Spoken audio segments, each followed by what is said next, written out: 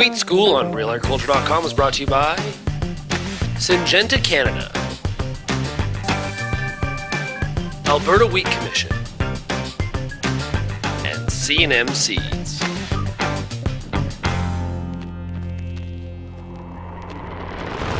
I'm Lindsay Smith with RealAgriculture.com. I'm joined today by Jeff Jackson. Good morning. With the Alberta Wheat Commission. What's your title, Jeff? I'm the Markets Manager with the Alberta Wheat Commission. You are indeed. All right, we're talking markets, oddly enough. We're also going to start with basis. What is it? Well, it's a pretty hot topic right now. There's been a sustained wide basis. Growers are obviously unhappy about that because it definitely impacts the bottom line or the net revenue that they would get from marketing their crop.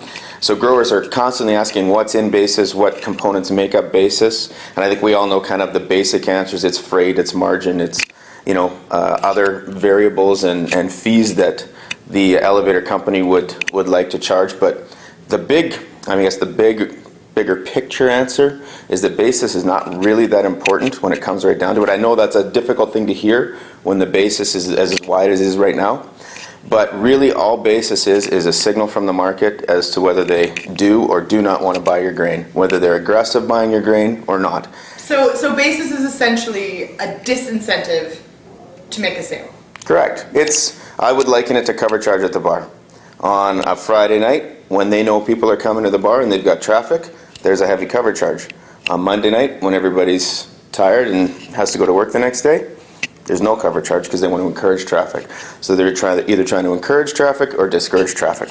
Same idea. All right then. So it sort of doesn't matter what all goes into basis because, hey, it's set and it is what it is and you deal with it. Why, though, does canola basis and wheat basis why is there a difference in how wide or how narrow it might be? Sure. And actually right now you'll notice it's a pretty significant difference. Principally, the simple answer to that question is because of domestic consumption of canola.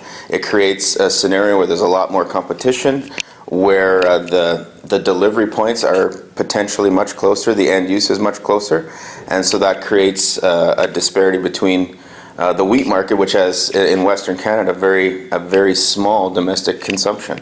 So that's the principal basic reason between the difference or the spread that you would see between a canola and wheat basis. So there's not really anything obviously farmers can do about basis, but it's still important obviously for them to be aware of where it's going or what it's doing. Is there any way to sort of track? Well, on our website, on the AWC website, we've got kind of an average basis. This is by no means something you would use as a means to make your decision or to make your sale, but it's something that might guide you in making a decision. But you can look up the history of the basis, and it will show you week by week how the basis has moved or fluctuated. Call our office anytime. That's one of the roles for me, is to be able to help talk growers through that. But I think basis is one of the things growers can do strategically more than anything to try and impact the price of their sale. So the futures, as a grower, you have very little control of that, and likewise the basis is the basis. You don't have control. But if you monitor that and understand the reasons why basis fluctuates, it might give you a little better understanding of it and a little bit of an advantage when you're trying to make your basis contract. And that's, I think, where you can impact your price more than anything. Wonderful. Thanks so much, Jeff.